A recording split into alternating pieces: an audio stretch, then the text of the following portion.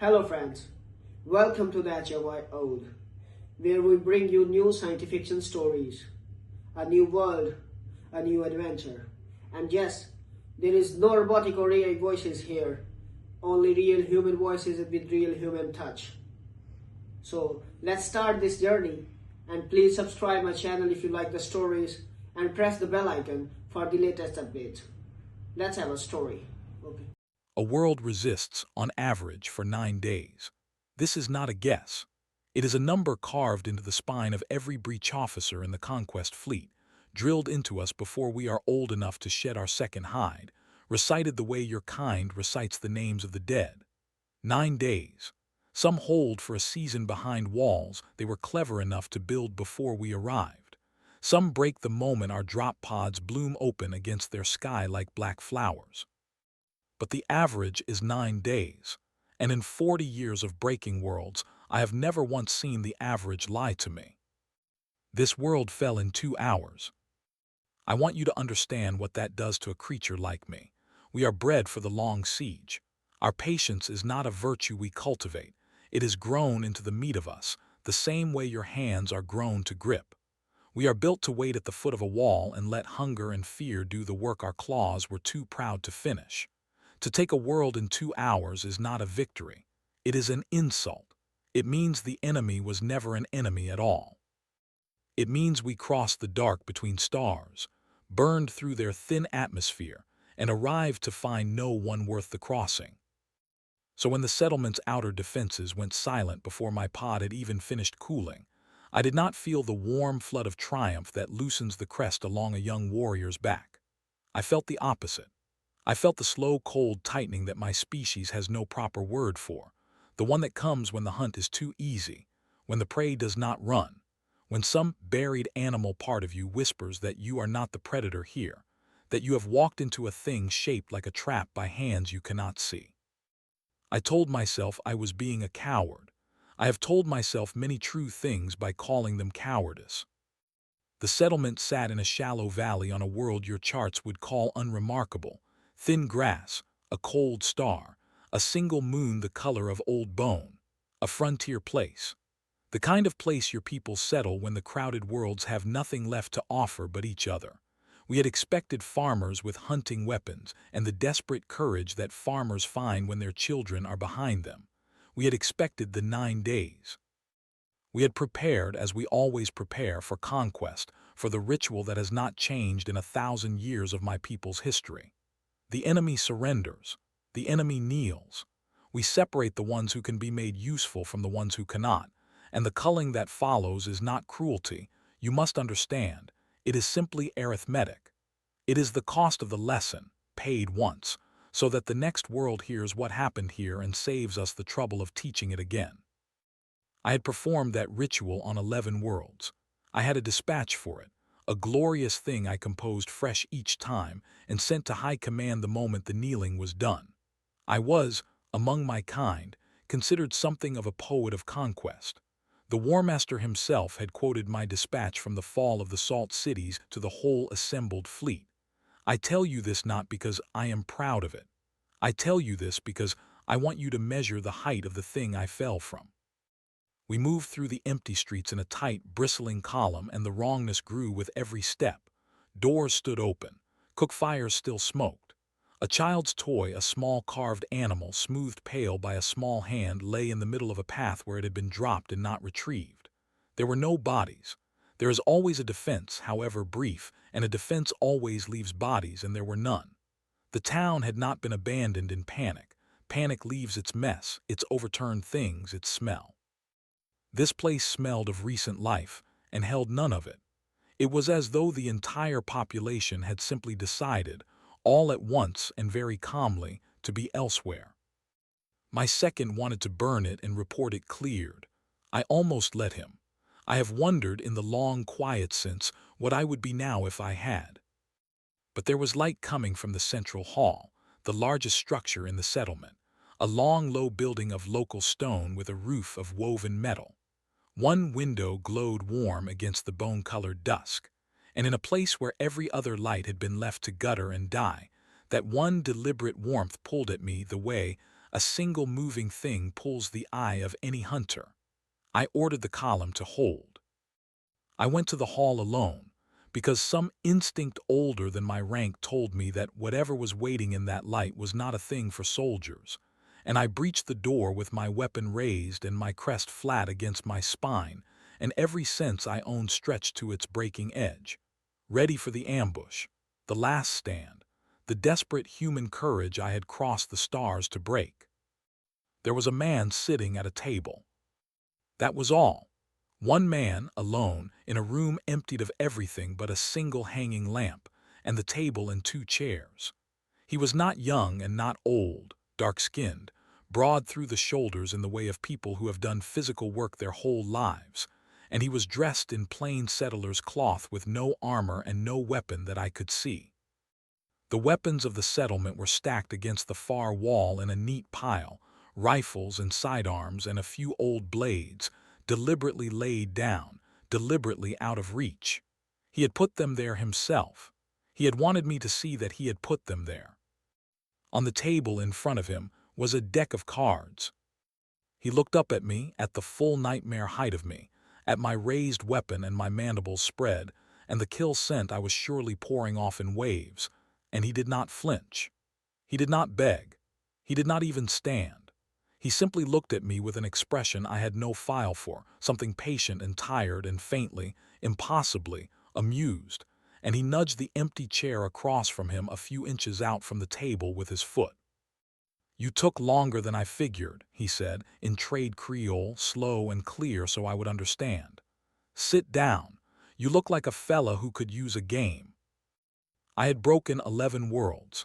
I had heard the languages of 100 conquered peoples shaped into the same handful of sounds. Mercy, please, not the children, I'll tell you anything.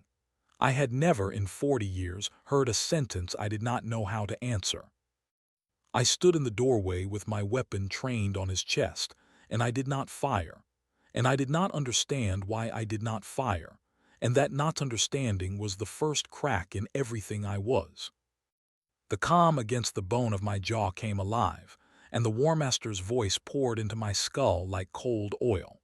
He had been watching through my eye feed. He had seen the man, the table, the cards. His voice held the particular flat boredom he used for the things he considered beneath the dignity of his attention, which was most things, and which was the most frightening register he owned.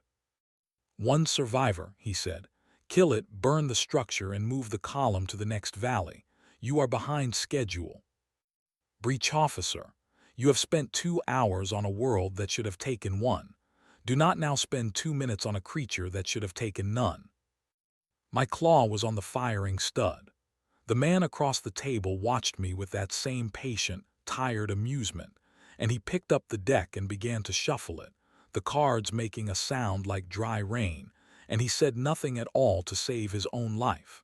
He simply waited to see what I would do, the way you might wait to see whether a storm will turn. I should have fired. Every law of my people, every instinct of my breeding, every line of the glorious dispatch I had already half composed in the back of my mind. The last holdout of the valley settlement met its end without resistance.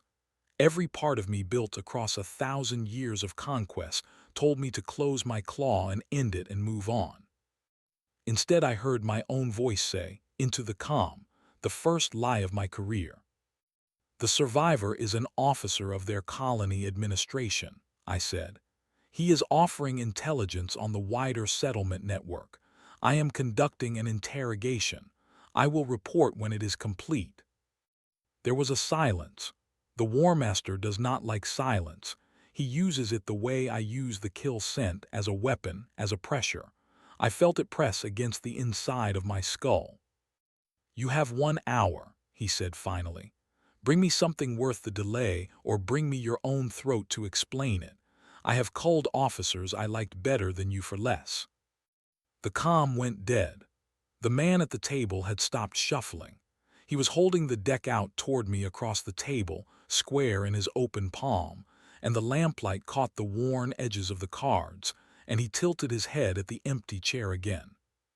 "He's not a patient man, your boss," Danny said. "He didn't know I knew his name yet. I had pulled it from the colony manifest the moment I breached the door, the way I pull every useful thing. Daniel Ackhaffer, settlement coordinator, no combat record, 3 commendations for water rights mediation, whatever that was. Lucky for both of us, he went on, I've got patience enough for the 2 of us. Sit. You don't have to put the gun down, just sit. I do not know, even now, why I sat. I have turned it over for a long time, and the closest I have come to an answer is this. In 40 years of conquest, in 11 kneeling worlds and 100 languages all shaped to the same begging, I had never once been offered a chair. I had been feared and obeyed and worshipped and cursed. I had never been treated as a guest. And some starved thing in me, something I did not know I carried, leaned toward it like a plant toward a window. I sat. The chair was made for a body shaped like his, not like mine, and it groaned under my weight, and the absurdity of it. A breach officer of the Conquest fleet, folded into a settler's wooden chair across a table from a man with no weapon, was so total that the kill scent began to thin from the air around me without my deciding it should. It's a simple game, Danny said, and he began to deal. We used to play it on the long ships out, my granddad and me, all the way from the old world. You'll pick it up. Everybody picks it up. He laid the cards out between us, and he began, in his slow, clear Creole, to teach me the rules. I want to be honest about the next part, because it is the part I am least proud of, and the part I would least like to lose. I was good at it almost immediately. My kind reads patterns. It is how we break walls and bloodlines and worlds. The structure of the game, the laying down and the taking up, the bluff and the call, the small economies of risk, was not difficult for a mind built to model the collapse of civilizations. By the 3rd hand, I understood the shape of it. By the 5th, I was certain I would win, and I began, in the warm private dark behind my eyes, to compose a new dispatch, because a poet does not stop being a poet merely because he is sitting in a foolish chair. The last coordinator of the valley settlement, I composed, attempted to delay his fate with the primitive games of his people. I indulged him, as a hunter indulges the final desperate cunning of cornered prey, and I defeated him at his own contest before defeating him at mine. I lost the 5th hand. I lost the 6th. I lost the 7th so completely that Danny actually winced on my behalf and slid the discarded cards back toward me with something like apology. I revised the dispatch. The coordinator proved unexpectedly skilled at his people's games of chance. I permitted several rounds in order to study the patterns of human deception, which I will detail in the tactical appendix. There was no tactical appendix. There was only a man patiently destroying me at a card game while a cold star set over a world I had taken in 2 hours, and the more he beat me, the more he talked, and the more he talked, the worse my understanding of everything became. He talked the way people talk when they are not afraid, which I realized I had never heard before, because I had only ever spoken with people in the moments when I was the most frightening thing in their lives. He talked about the long ships out from the old world, the generations born and dead in the dark between stars. He talked about his grandfather's hands and the way they had shuffled cards even when arthritis had bent them into claws, and he looked, when he said this, at my claws, frankly and without flinching, and there was no insult in it, only a kind of recognition that unsettled me more than any insult could have. He talked about the water rights mediations, the years he had spent getting 2 stubborn families to share a river without killing each other, and I understood slowly that this was the thing he was good at, the actual weapon he had carried his whole life. The patient, grinding, unglamorous work of stopping people from destroying each other when destroying each other was the easy thing, the natural thing, the thing every instinct screamed for. You could have killed me an hour ago, he said, somewhere around the 11th hand, dealing without looking up. Could kill me now, why haven't you? I had my claw resting beside the firing stud of the weapon I had laid on the table without remembering laying it there. I looked at it. The honest answer rose in me, and I could not push it down. Because no one has ever offered me a chair, I said. He nodded slowly as though this were a perfectly reasonable answer, as though he had been waiting to hear exactly this. Yeah, he said. Figured it was something like that. It usually is with the ones who come through the door first. The mean ones, the proud ones, the ones out front. He laid down a card. Nobody's ever just sat with you, have they? Your whole life somebody's either underneath you or above you, never across from you. And I, a breach officer of the Conquest fleet, decorated on 11 worlds, quoted before the assembled fleet by the War Master himself, felt the second hide of me, the armored thing I had been growing since before I could remember, crack straight down the middle. I could have ended it then. I want you to know that I knew in that moment that something was being done to me, that I was being dismantled across that table as surely as I had ever dismantled a city, that the man dealing cards in his slow, patient hands was the most dangerous enemy I had ever faced precisely because he had no intention of harming me at all. I knew it, and I could not make myself care. The cold tightening that had no word in my language had become, somewhere in the long count of the hands, something almost warm. So I did the thing I am least proud of and most grateful for. I kept playing. I let the hour the War Master had given me bleed away into the game. I told myself I was studying him. I told myself many true things by calling them strategy. It was the War Master who broke first, as the proud always do. The calm came alive against my jaw without warning, and his voice was no longer bored. Boredom is what the War Master wears when he is in control. What I heard now was the thing underneath it, the thing the boredom exists to hide. Breach officer, flat, cold, very quiet. My orbital sensors are reading movement at the settlement's southern perimeter. Significant movement, heat signatures, hundreds of them dispersing into the wilderness beyond the valley, moving fast, moving organized. A pause that I felt in my teeth. You reported one survivor. You reported an interrogation. Explain to me very carefully what is leaving the world I have given you to hold. The cold came back all at once, and it was not warm now. It was the old cold, the trap cold, the animal certainty that I was not the predator in this room. I looked up from the cards. Danny had stopped dealing. He was watching me with that same patient, tired expression, but there was something behind it now that had been there the whole time and that I had been too busy losing to see. He was not amused. He had never been amused. What I had read as amusement was the particular stillness of a man counting, very precisely, the passage of time. I understood, then, in a single falling instant, the whole shape of what had been done to me, and the dispatch I had been composing all evening collapsed in my mind and did not rebuild itself. "How long?" I said. My voice did not sound like mine. "How long have we been playing?" He told me.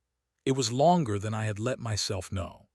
The hour the War Master had given me, and most of the hour before it, the 2 hours of the Conquest itself stretching back to my pod cooling in the street. Danny had been counting all of it, every minute, the way you count the heartbeats of a thing you are trying to keep alive. 1,100 people in this settlement, he said quietly. He did not raise his hands. He did not reach for a weapon. There were no weapons within his reach, and there never had been, because the pile against the wall had not been a surrender, it had been a stage. It had been the thing he wanted me to look at, so I would not look at the door behind me, at the streets, at the dark southern edge of the valley where the grass gave way to wilderness no orbital sensor could track through until the heat of 1,100 fleeing bodies grew too large to hide. Old folks, kids, families, we can't fight you. We knew that the second your ships lit up the sky. You don't fight the Vesk and live, everybody out here knows the stories. You taught us those stories on purpose, didn't you? 11 worlds worth of stories. He shook his head slowly. So we didn't fight. We did the only thing left. We picked one fella to stay. One fella to sit in the light and put the guns where you'd see them, and keep the meanest thing in your whole army sitting in a chair playing cards for as long as his nerve held out, while everybody else walked out the back of the world and into the dark. "They are gone," I said. It was not a question. "Been gone for an hour," Danny said. You're real good at the game for what it's worth. I had to work for every hand. Couple times there I wasn't sure I'd hold you long enough." He almost smiled then, and it was the most exhausted thing I have ever seen on a living face. Granddad always said the trick to stalling a hard man isn't to bore him. It's to make him forget he's somewhere he doesn't want to be. You give him a thing he's never had and you let him have it and you pray it's enough. The calm was screaming in my skull.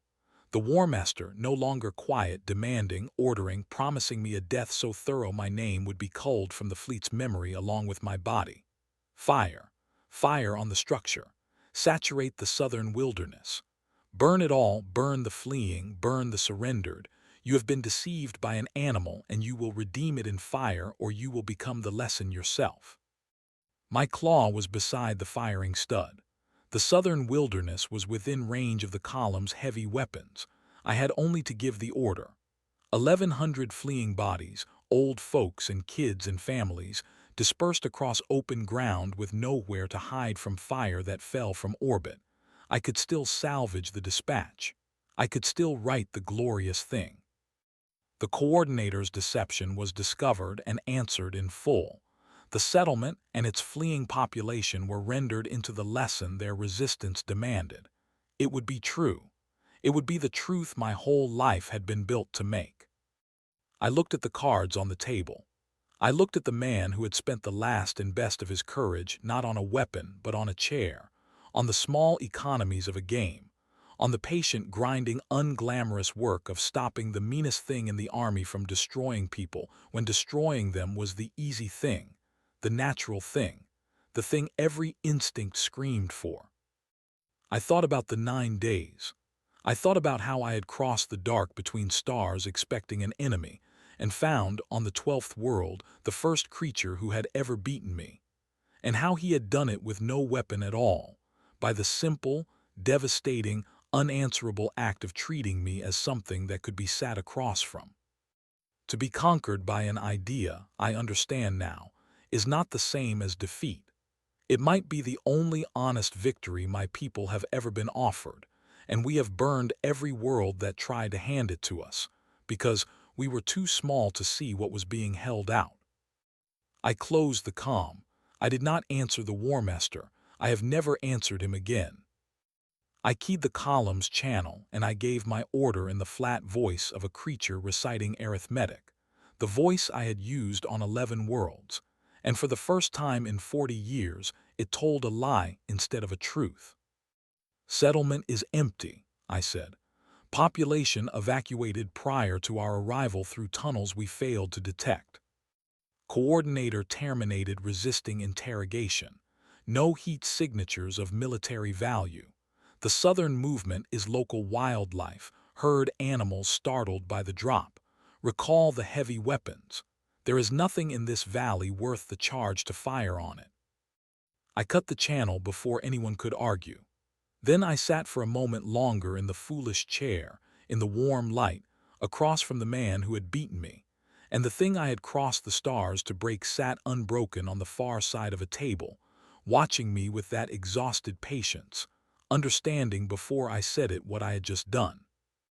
"You should run," I told him. "When I leave, south after the others, the next valley over there is a fold in the hills the orbital sensors lose for nearly a full day's march. If you walk through the night you can reach the others by the time the second star rises. Do not stop. Do not light a fire. Walk." Danny looked at me for a long moment. Then he gathered the cards, all of them, square and neat the way his grandfather's bent hands had once gathered them, and he held the deck out across the table to me on his open palm, exactly the way he had held it out when I first breached the door, a lifetime and 2 hours ago. "Take it," he said. "You'll want something to do the long nights out, and you've got the patience for it now. You always did, I think. Nobody ever just sat with you long enough to find out." I took the deck. It is small enough to vanish entirely inside one of my claws, and it has vanished there ever since. And on the long nights between the worlds I deal it out across an empty chair I requisitioned and bolted into the deck of my pod.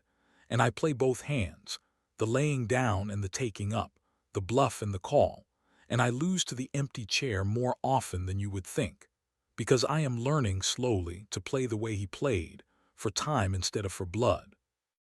I returned to the fleet. I composed no dispatch.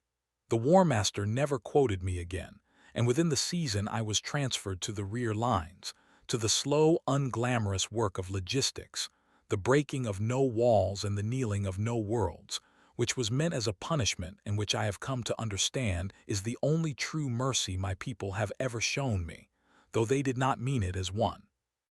I have broken 11 worlds. I will break no more. I have begun in the long quiet, the patient, grinding, unglamorous work of stopping the meanest things in the army from doing the easy thing, the natural thing, the thing every instinct screams for, and I am not good at it, not yet, the way he was good at it, but I have learned the most important rule of his game, the one he never said aloud because he did not have to. You do not win by being the most frightening thing in the room. You win by being the thing that, against all of its breeding and all of its history and all of the cold arithmetic carved into its spine, finally sets the weapon down and pulls out the empty chair and waits, with patience enough for the two of you to see who sits. We prepared for conquest. We had prepared for it for 1,000 years. We crossed the dark between the stars with our drop pods and our heavy weapons and our flat arithmetic voices, certain of the ritual, certain of the kneeling, certain that the universe was a wall to be broken and a bloodline to be ended and a lesson to be taught once in fire so it need not be taught again. And a man with no weapon and a deck of cards sat me down in a foolish chair and beat me, and never once raised his hand. I think about him on the long nights. I deal the cards across the empty chair, and I lose, and I learn, and somewhere south through a fold in the hills the orbital sensors lose for a day. 1,100 people are alive who would not be, and one of them, I hope, is teaching a child his grandfather's game with bent and patient hands. His name was Daniel Akafer. I keep his deck. It is the only thing I have ever taken from a world that I did not break to take.